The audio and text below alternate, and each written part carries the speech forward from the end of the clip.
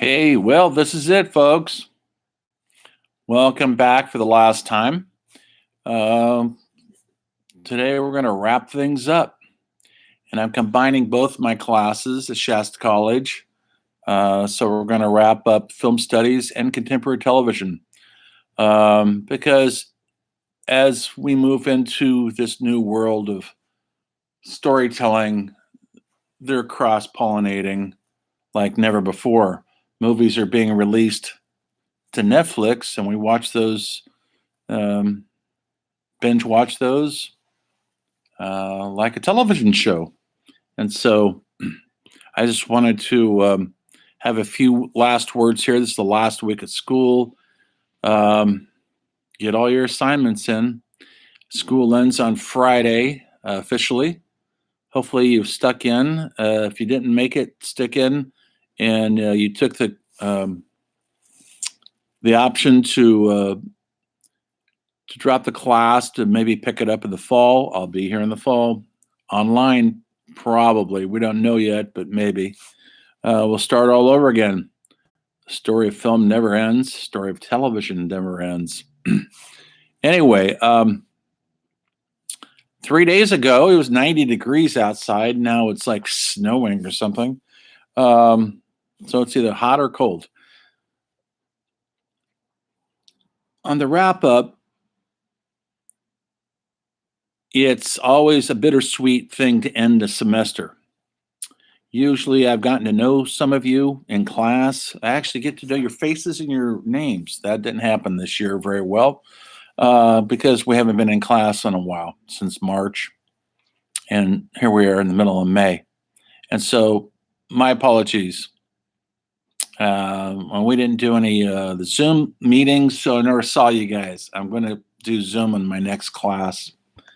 Anyway, that be that as it may, I want to talk about why films and our televisions, the contact that we're saying is so important because it's our stories. Our stories are ongoing, they're still being told.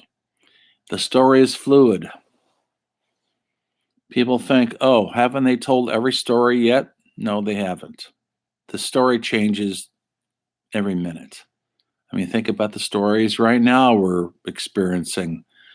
Did you ever think you'd be living through a pandemic when we're all isolated? Nobody did. Maybe a sci-fi writer, Stephen King, wrote about it, but that was sci-fi. Fantasy. Well, that fantasy is now a reality. And like so many great storytellers from hundreds of years ago, when Shakespeare, he's relevant today, just like he was when he wrote 500 years ago, because the concerns of people in Shakespeare times are essentially the concerns of us right now. That's how we could relate to Shakespeare. Yes, maybe the language is a little different than our language, but they're saying and feeling and going through the same emotional gamut we all are. And boy, did they have plagues in those times and war and everything else. What they didn't have was social networking, but they had their own version of it. They passed stories down from ancient Greeks, the oral tradition, and that's what we're doing in film is passing our stories down. We're telling our story. And so the movies you watch now, even if it's a guy running around in a cape and tights or a woman, it is our story. Um, or we wouldn't watch it. And we're storytellers, filmmakers, screenwriters, television producers are storytellers. So we're still looking for the story to be told. And we're still trying to find those connections that connect all of us to our story, the collective story. And that's the true art of cinema is the fact that it's our collective art. It's not an art that we only take in as an individual. Yes, we're doing that now in isolation, but the writers, directors, actors, performers, musicians who make our visual content, whether it's on television or in the movie theaters, are on the stage for plays, they're telling our stories that we need to see and we need to hear, and it connects us to each other. That's why this class is a humanities class. People ask me all the time, what is humanities? Do we need humanities? Well, let me just tell you this. Humanities is everything.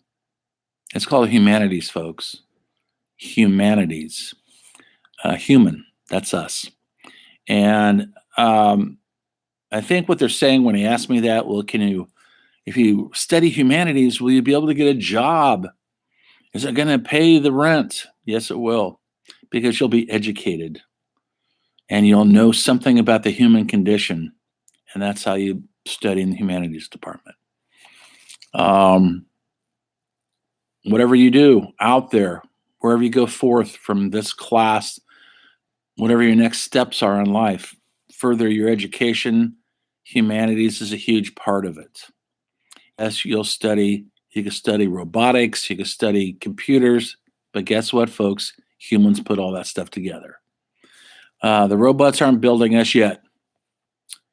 So as long as there's a human element involved in our progression as human beings on the face of this planet, in the face of pandemics, in the face of climate change, in the face of ugly politics, in the face of warfare, at the end of the day, the artists, the writer, directors, the actors, the performers, the musicians, the painters are all putting out our story. And you look at that story, and that's what lasts. War doesn't last, folks. Maybe it seems like it's endless, but usually we go to the next war. My dad's war was World War II. My war was the Vietnam War. Your war, Afghanistan. Where the next war is, I'm not sure. We'll see. There'll be another one. And with each war, the generation before only relates to their own war, usually, because that was our war, whatever it is. Vietnam is long over. They made some cool movies. Now they're making movies, Hurt Locker and Zero Dark 30 about our continuing warfare in the Middle East. Who knows where we'll go next? But that's telling our story. And it's important for each generation to look at that story and to hopefully find some kind of truth in that story, some kind of truth on a human level that resonates.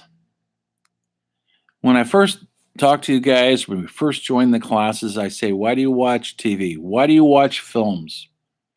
And when people say, I like to kill time, I like to be entertained, I spend the next 17 weeks convincing you that a film experience isn't killing time.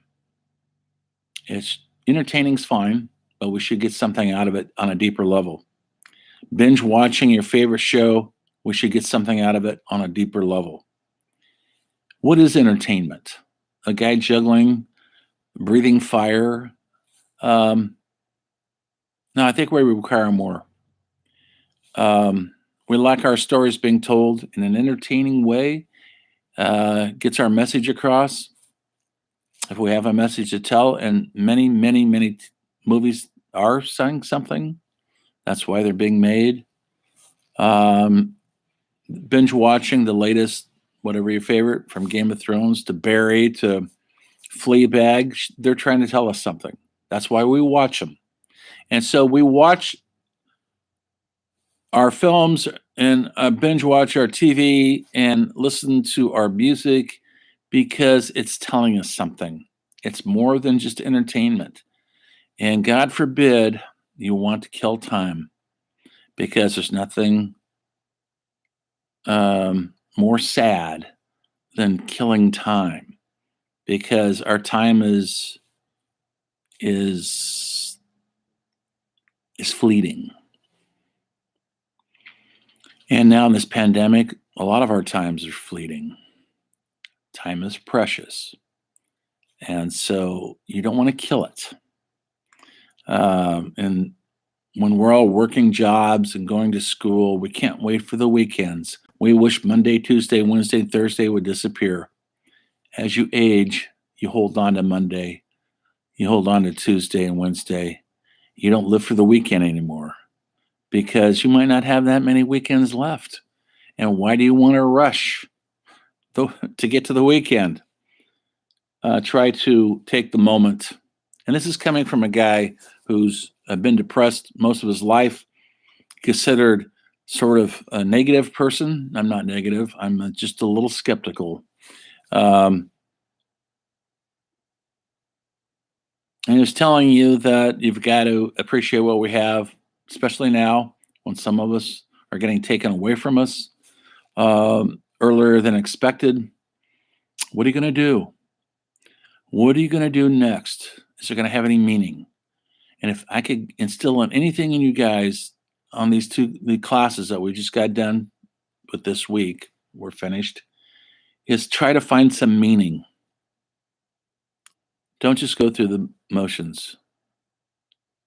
That is not leading a worthwhile life.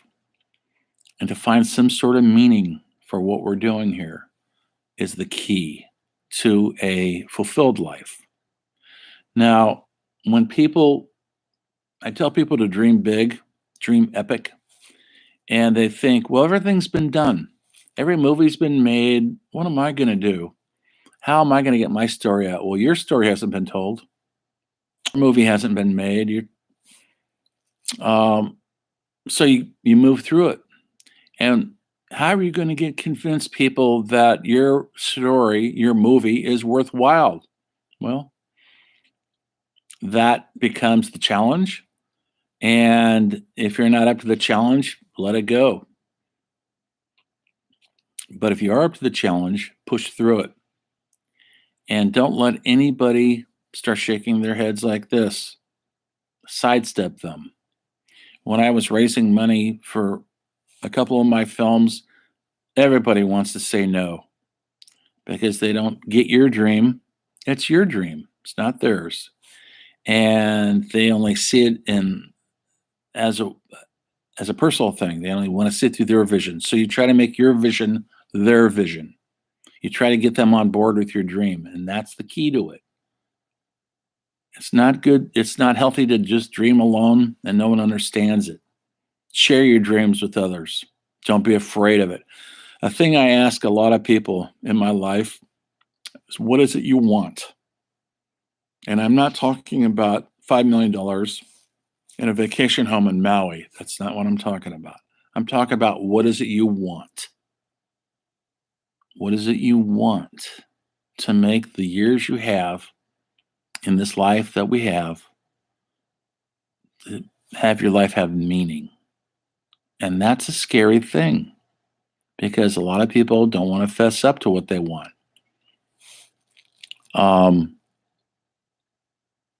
Think about that on this break.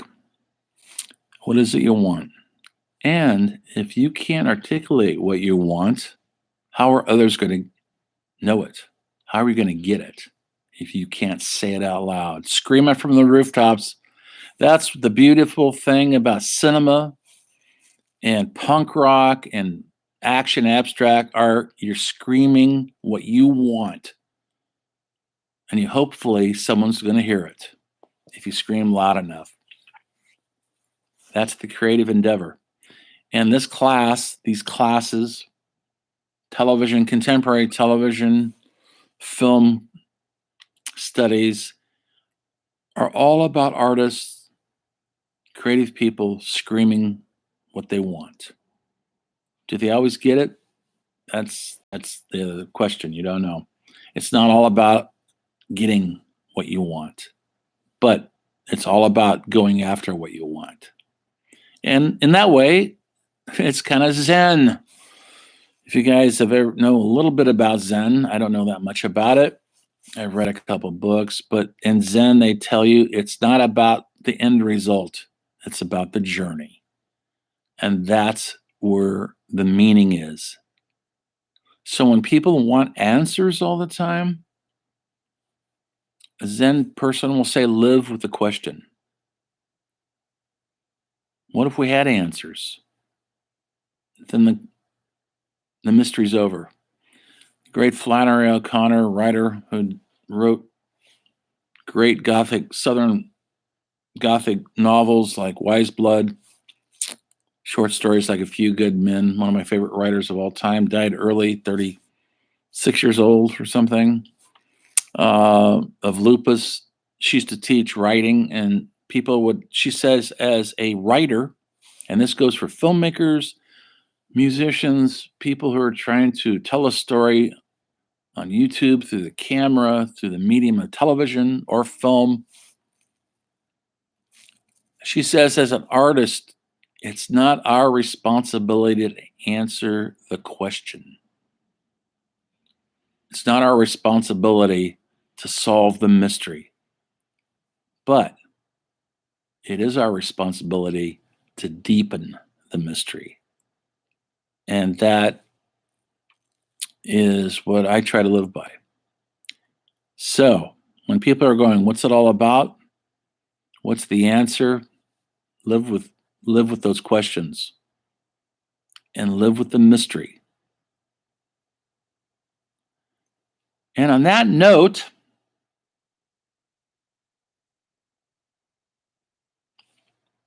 go on and do something interesting. I don't know where you're all going through after this. I don't know what your schooling's going to look like, what your dreams and hopes are. Go after them with everything. People say no to you, sidestep. Don't hurt anybody. Don't F anybody over. Be honest. Be truthful. And be authentic. That's what I try to convey in this film class. So we're not just looking at movies as an entertainment. We're trying to see some authentic truth on a human level. Simple as that. And that's not simple at all.